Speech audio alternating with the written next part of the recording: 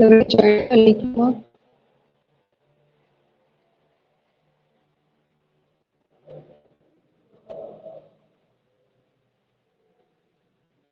दिसत आहे का?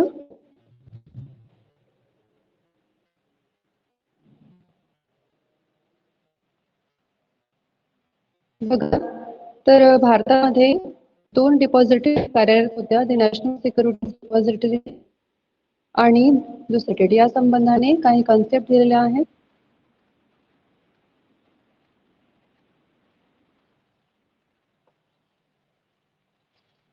काही कन्सेप्ट आहेत त्याच्यामध्ये डिपॉझिटरी भागपेढी आहे आणि त्याच्यानंतर आहे डिपॉझिटरी पार्टिसिपंट, हे काल आपण बघितलेलं आहे. त्याच्यानंतरचा जो टॉपिक आहे इन्शुअर कंपनी. इन्शुअर कंपनी म्हणजे काय असते बघा. इन्शुअर कंपनी म्हणजे रोख्यांची व भागांची विक्री करणारी कंपनी. या कंपनीची सेबीच्या मार्गदर्शक तत्वाप्रमाणे डिपॉझिटरीकडे नोंदणी करणे आवश्यक आहे. त्यासाठी लागणारी फी डिपॉझिटरीकडे कराराप्रमाणे भरावी लागते. इन्शुअर कंपनी म्हणजे विक्री करणारी, इश्यू करणे म्हणजे विक्री करणे, तर इश्युअर कंपनी म्हणजे विक्री करणारी कंपनी. तर अशी कंपनी की जी रोख्यांची किंवा भागांची विक्री करते, तर ही कंपनी सेबीच्या मार्गदर्शक तत्वाप्रमाणे काम करते आणि ज्याला जर इश्युअर कंपनी थ्रू भागांची खरेदी विक्री करायची असेल त्यांनी डिपॉझिटरीकडे नोंदणी करून घ्यायची असते. त्यासाठी त्याला डिपॉझिटरीकडे फी भरायची असते. म्हणजे कुठली बँक असेल किंवा वित्तीय संस्था असेल की जिला डिपॉझिटरी म्हणून काम करायचं असेल तर ती पहिल्यांदा इश्युअर कंपनीकडे रजिस्ट्रेशन करेल, फी भरेल आणि त्याच्यानंतर ते डिपॉझिटरीचं काम करू शकेल. 4 पॉइंट आहे बेनिफिशियल ओनर किंवा त्याला म्हटलेलं लाभप्रद मालक. बेनिफिशियल ओनर म्हणजे काय की ज्याने आपल्या भौतिक भागांचे अभौतिकीकरण केले आहे व जो जीडीपीचा सभासद आहे त्याला लाभप्रद मालक असे म्हटलेलं आहे. मग काय खूप महत्वाचं आहे, याच्यावर तुम्हाला क्वेश्चन विचारले जाऊ शकतात की ज्याने आपल्या भौतिक भागांचे अभौतिकीकरण केलेले आहे. म्हणजे ज्याच्याकडे काही डॉक्युमेंट्स असतील, सर्टिफिकेट्स असतील किंवा शेअर्स असतील, भागांच्या स्वरूपात सर्टिफिकेट दिलेले असतील, तर त्यांनी काय केलेले आहे की आपल्या भागांचे अभौतिकीकरण म्हणजे ऑनलाईन ट्रान्सफर केलेले आहेत, ऑनलाईन स्वरूपामध्ये ते स्टोअर केलेले आहेत आणि जो डीपीचा सभासद आहे म्हणजे डीपी पार्टिसिपंटचा सभासद आहे त्याला लाभप्रद ते म्हटलेले आहे. गुंतवणूकदार हा लाभप्रद मालक असतो.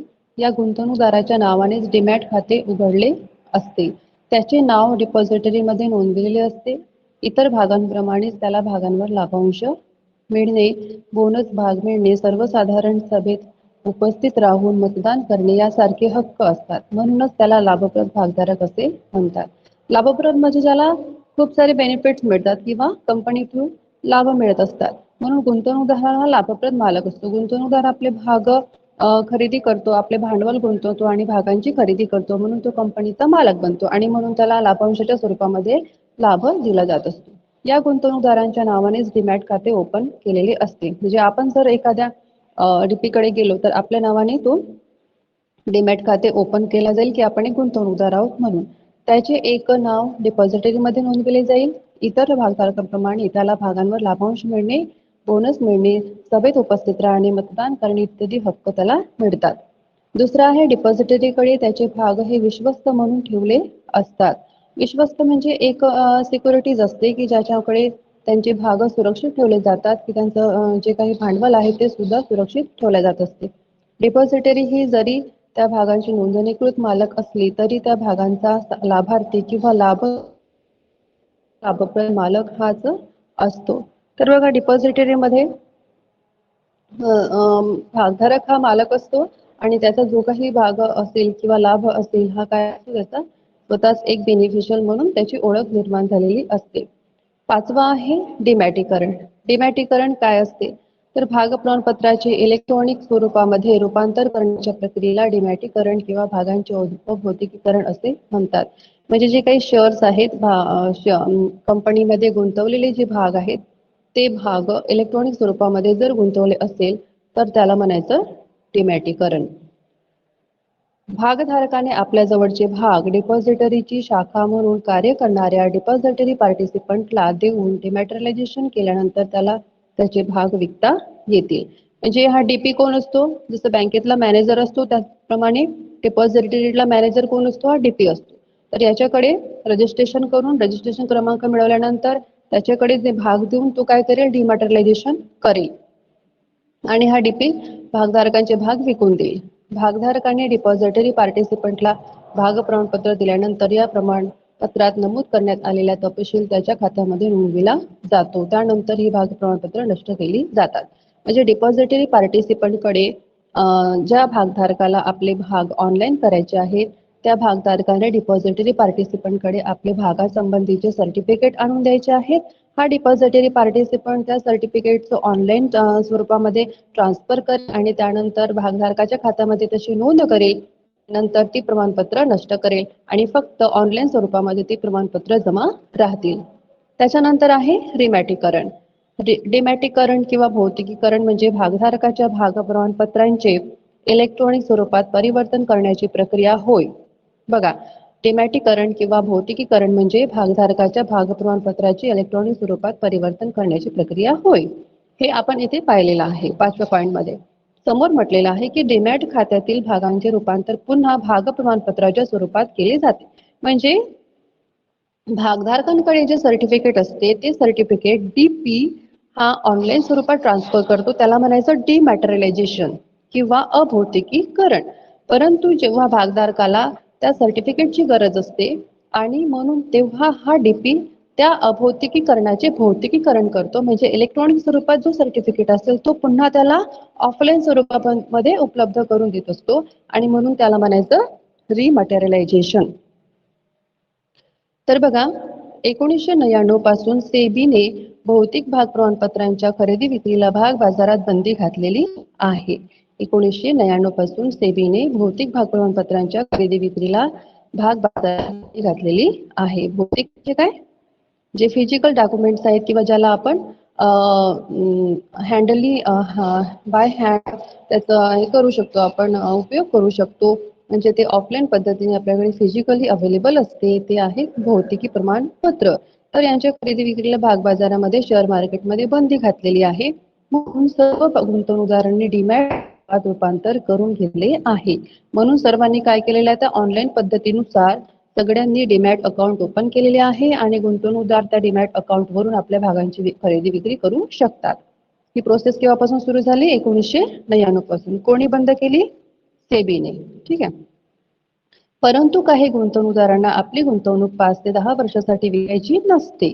डीमॅट खात्यावर गुंतवणूक असल्यावर थोडे भाव वाढले तरीही ती विकण्याची त्याला मोह होतो. म्हणजे आपण म्हणतो की सोना वाढला तर आपण तो विकून टाकू आणि कमी झाला तर आपण तो घेऊन टाकू, अशा प्रकारची एक कॉमन कल्पना आपल्या मनामध्ये असते. त्याचप्रमाणे 5 ते 10 वर्षासाठी कुठलीही गुंतवणूक ही विकली जात नाही. तर डीमॅट खात्यावर गुंतवणूक असल्यावर थोडे भाव जरी वाढले तर म्हणजे ऑनलाईन स्वरूपामध्ये जर आपले भाग असले आणि जर भागांची किंमत वाढली तर आपण ते पटकन विकून टाकतो. असे कमकुवत वृत्तीचे गुंतवणूकदार या अडचणीवर मात करण्यासाठी डीमॅट गुंतवणुकीचे रिमॅट गुंतवणुकीत करून घेतात.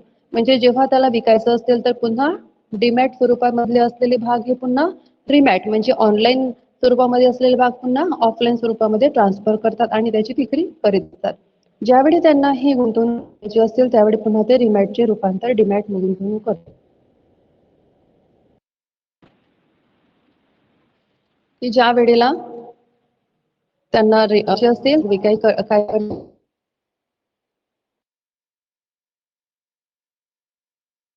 असेल म्हणजे आपल्याला ते काय करतील, डीमॅट करतील. भागांच्या रिमॅटिकरणासाठी भागधारकाला डिपॉझिटरी पार्टिसिपंटकडे तशी मागणी करावी लागते. डिपॉझिटरी पार्टिसिपंट हा बँकेतील मॅनेजर प्रमाणे असतो. याच्या परवानगीशिवाय कोणत्याही प्रकारची क्रिया घडून येत नाही. भागधारकांचा डीपी ही विनंती डिपॉझिटरीला कळवितो. डिपॉझिटरी त्यानंतर भागधारकाच्या खात्यातील नोंदी तपासून भाग प्रमाणपत्र तयार करण्याची रजिस्ट्रीला सूचना करतो. ही भाग प्रमाणपत्रे नंतर संबंधित भागधारकाकडे पाठविली जातात. त्याप्रमाणे रिमॅटिकरणाची प्रक्रिया पूर्ण होत असते.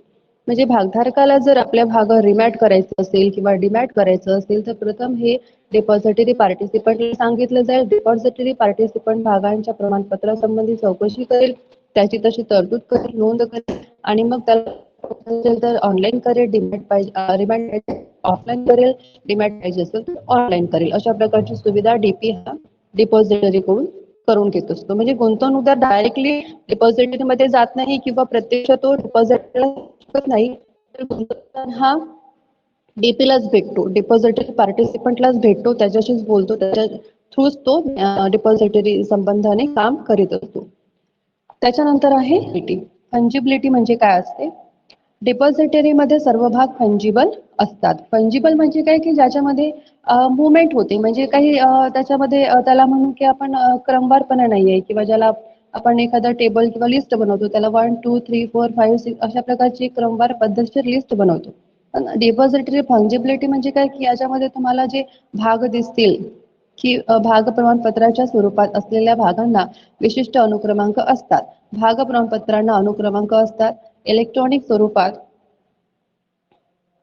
स्वरूपात असलेल्या डीमॅट भागांच्या संदर्भात असे क्रमांक दिले जात नाही. तर म्हणजे जे ऑनलाईन स्वरूपामध्ये भाग स्टोअर असतात त्यांना अनुक्रमांक दिला जात नाही. बघा हे इथे सांगितलेलं आहे. म्हणजे आपण जेव्हा एखादी लिस्ट किंवा फाईल बनवतो तेव्हा त्याच्यात सिक्वेन्शियली आपण त्या गोष्टी मांडत असतो, परंतु ऑनलाईन स्वरूपामध्ये जे भाग स्टोअर झालेले आहेत, जमा झालेले आहेत, त्यांना कुठल्याही प्रकारचा अनुक्रमांक दिलेला नसतो. त्यामुळे एकाच प्रकारचे सर्व डीमॅट भाग सरसकट सारखेच विकले जातात. म्हणजे कुठल्याही प्रकारचा भाग हा विशिष्ट सिक्वेन्सने नसल्यामुळे कोणता भाग विकायचा हा प्रश्नच येत नाही. म्हणजे जो भाग असेल, ज्या वेळेला जमा असेल तो भाग विकला जाईल. त्यांच्या या वैशिष्ट्यीकरणालाच फंजिबिलिटी असे म्हणतात. ठीक आहे. फंजिबिलिटी म्हणजे कुठल्याही प्रकारचं सिक्वेन्स नाही आहे. भाग हे कसेही असले, कोणत्याही लेवलवर असले, कोणत्याही नंबरवर असले तरी ते एका वेळी सर्व भाग विकले जातील किंवा थोडे भाग विकले जातील. तर याला म्हणायचं फंजिबिलिटी. त्याच्यानंतर आहे 8वा point, international securities identification number. एखाद्या कंपनीच्या रोख्यांचा किंवा भागांचा समावेश जेव्हा डिपॉझिटरी व्यवस्थेत किंवा पद्धतीत होतो तेव्हा त्या रोख्यांना आंतरराष्ट्रीय प्रतिभूती ओळख क्रमांक दिला जातो. पहा, म्हणजे एखाद्या सिक्युरिटीज किंवा भाग जेव्हा डिपॉझिटरी व्यवस्थेत किंवा पद्धतीत होत असतो, म्हणजे एखाद्या गुंतवणूकदाराने आपली गुंतवणूक डिपॉझिटरीमध्ये केली असेल तर त्याला त्याच्या भागासंबंधाने हा विशिष्ट क्रमांक दिला जातो. त्याला म्हणतात आंतरराष्ट्रीय प्रतिभूती ओळख क्रमांक. म्हणजे एखाद्या गुंतवणूकदाराने शेअर खरेदी केली असेल, कर्ज रोखे खरेदी केलेले असतील, बॉन्ड्स खरेदी केलेले असतील, तर त्याच्या खरेदी संबंधाने डिपॉझिटरी हा त्याला आंतरराष्ट्रीय प्रतिभूती ओळख क्रमांक देतो. त्याला ISIN असे म्हणतात. डिपॉझिटरी व्यवस्थेत असलेल्या कंपनीच्या रोख्यांची किंवा भागांची ओळख ISIN मुळे होत असते. प्रत्येक कंपनीला स्वतंत्र क्रमांक दिला जातो. ISIN चा उल्लेख डिमॅटिकरण विनंती अर्जामध्ये डीपीला द्यायचा सूचना व माहितीमध्ये करावा लागतो. म्हणजे जिथे जिथे तो व्यवहार करेल ऑनलाईन स्वरूपामध्ये डिमॅटिकरणासाठी वगैरे, तर त्याला हा क्रमांक सांगणे, एक ओळख क्रमांक असतो, तो सांगणे त्याला अनिवार्य आहे. तर बघा याच्यावर कोणत्या पद्धतीचे MCQs विचारले. डिपॉझिटरी यंत्रणेतील घटकमध्ये यावर तुम्हाला असं एक क्वेश्चन विचारला जाऊ शकेल की यामध्ये फरक काय आहे. तर याचं उत्तर तुम्हाला असं लिहिता येईल की डिपॉझिटरी ही ऑनलाईन स्वरूपात असलेली यंत्रणा आहे आणि बँक ही ऑफलाईन म्हणजे फिजिकली ती काम करीत असते. डिपॉझिटरी ही भागांचे औद्योगिकीकरण आणि भौतिकीकरण करणारी ऑनलाईन व्यवस्था आहे. दुसरा याच्यामध्ये प्रश्न विचारला जाऊ शकेल की डिपॉझिटरी पार्टिसिपंट हा काय असतो. डिपॉझिटरी पार्टिसिपंट हा डिपॉझिटरी आणि गुंतवणूकदार यांच्यातील मध्यस्थी म्हणून ओळखला जातो आणि हा व्यवहार नोंदविण्याचे कार्य करण्यासाठी तो मदत करीत असतो. त्याच्यानंतर इश्युअर कंपनी संबंधी विचारला, कंपनी म्हणजे एक रजिस्टर्ड ज्याच्याकडे रजिस्ट्रेशन करावं लागते आणि त्याच्यानंतर रजिस्ट्रेशन केल्यानंतर संबंधित कंपनीला एक ओळख क्रमांक फी भरल्यानंतर दिला जातो. त्यानंतर बेनिफिशियल ओनर आहे की बेनिफिशियल म्हणजे ते गुंतवणूकदार की ज्याला भागांची खरेदी केल्यानंतर त्यांना लाभ मिळतो, म्हणजे बोनस आहे, शेअर्स आहे, मतदानाचा अधिकार आहे. अशा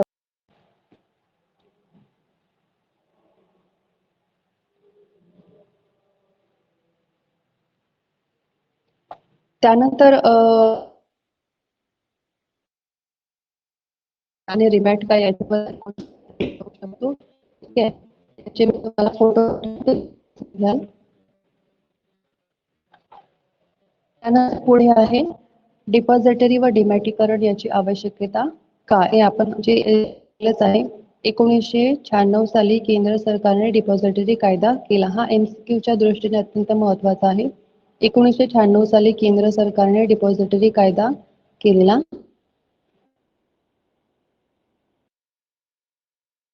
जागतिकीकरणाचे धोरण स्वीकारले. भारतीय भांडवल बाजाराचा आकार खूपच वाढला. तर पेढी डिपॉझिटरी डिमॅटिकरण हे आजकाल खूप आवश्यक आहे, कारण सगळ्या गोष्टी ऑनलाईन झालेल्या आहेत. त्याच्यामुळे कंपनीमध्ये जे भागधारक भागांची इन्व्हेस्टमेंट करतात ते सुद्धा ऑनलाईन स्वरूपामध्ये केलेले. तुम्ही बघितलं असेल, अनुभव घेतला असेल की कुठल्याही शेअर मार्केटमध्ये तुम्ही जर इन्व्हेस्टमेंट करता, म्युच्युअल फंडमध्ये इन्व्हेस्टमेंट करता, इव्हन तुम्ही एखादी पॉलिसी काढता तरी सुद्धा ती पॉलिसी संबंधीच्या ऍपवर अवेलेबल असते आणि ते मग तुम्हाला मिळतो आणि त्यानुसार तुम्हाला आहे तुम्हाला त्या ऍपवरून करता येते. तर हे एक ऑनलाईन सुविधा आहे की जी डिपॉझिट मटेरियलायझेशन करण्यासाठी खूप उपयुक्त आहे. तर काही गोष्टी दिलेल्या आहेत की सुलभ हस्तांतरण आहे, हस्तांतरण खर्चात बदल होतो, भागधारकाची वाढती उलाढाल आहे, MCQs कमी येण्याची शक्यता आहे, रोखतेत वाढ आहे, कागदविरहित व्यापार आहे, मान कमी होणे, विकसित भाग बाजाराला चालना मिळणे, राष्ट्रीय उत्पन्नात वाढ होणे, अशा गोष्टी भाग प्रमाणपत्र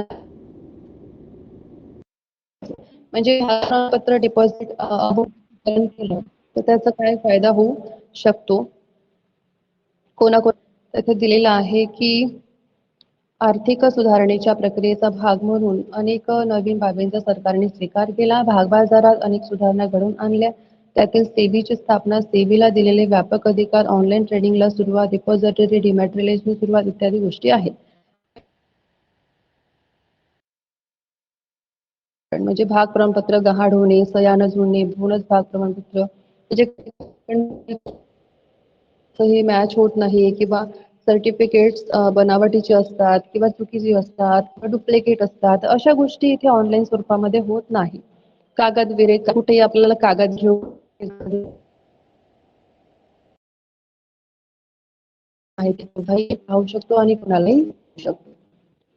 हस्तांतरणात पारदर्शकता म्हणजे कोणते भाग केव्हा विकलेले आहे आणि कितीला विकलेले आहे हे सुद्धा क्लिअरली इथे दिसत असते. डीमॅट खात्यामार्फत खरेदी विक्री सुरू झाल्यामुळे चौथ्या दिवशी भागांचे डीमॅट खात्यात प्रत्यक्ष देवाणघेवाण सुरू होते आणि हे प्रत्यक्ष व्यक्ती बघू शकतो. ऑड लॉटची चिंता नाही. ऑड लॉट म्हणजे काय आहे की ही पद्धती लॉट पद्धती वापरली जात नसल्यामुळे आंतर गुंतवणूकदाराला आपल्या आर्थिक परिस्थितीनुसार गुंतवणूक करता येते. एका भागाची सुद्धा खरेदी करता येते. ऑटलॉट म्हणजे काय की इथे आपल्याला खूप मोठ्या प्रमाणात खरेदी करण्याची गरज नसते. म्हणजे एखादा भाग कधी कधी खूप पैशांची इन्व्हेस्टमेंट करतो, कधी कधी कमी पैशांची इन्व्हेस्टमेंट करतो, ते सुद्धा इथे चालते. दुसरं आहे गुंतवणूकदारांना मिळणारे फायदे. डीमॅट पद्धतीमुळे संरक्षण म्हणजे याच्यामुळे डॉक्युमेंट चोरीला न जाणे, गुंतवणूकदारांच्या सह्या न जोडणे, आधीमध्ये नष्ट होणे, म्हणजे फिजिकली डॉक्युमेंट्स कागदासोबत जे काही घडून येते ते ऑनलाईन पद्धतीमध्ये घडून येत नाही.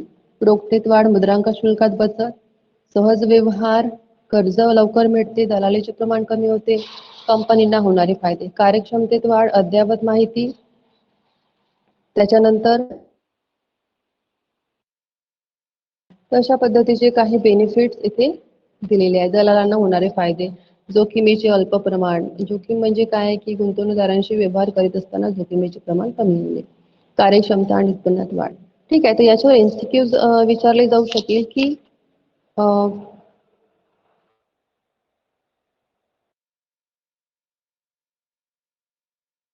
कायदा भारतात आणला, हा एक MCQ याच्यामध्ये येऊ शकेल.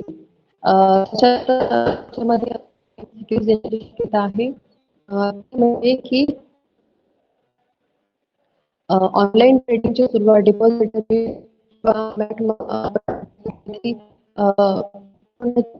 अनुवादामुळे होत असते. सेबी दिलेल्या आधारानुसार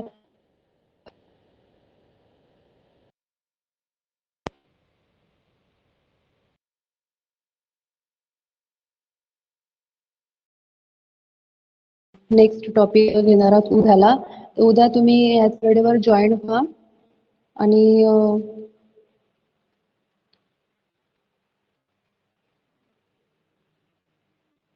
ठीक आहे, सगळ्यांनी जॉईन व्हा. तर मला सांगा की हा जो मी आतापर्यंत जे काही सांगितलेलं आहे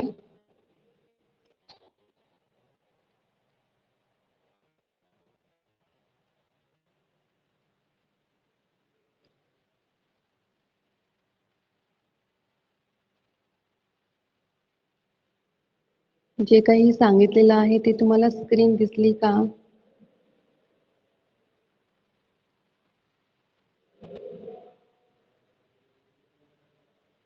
स्क्रीन दिसली का?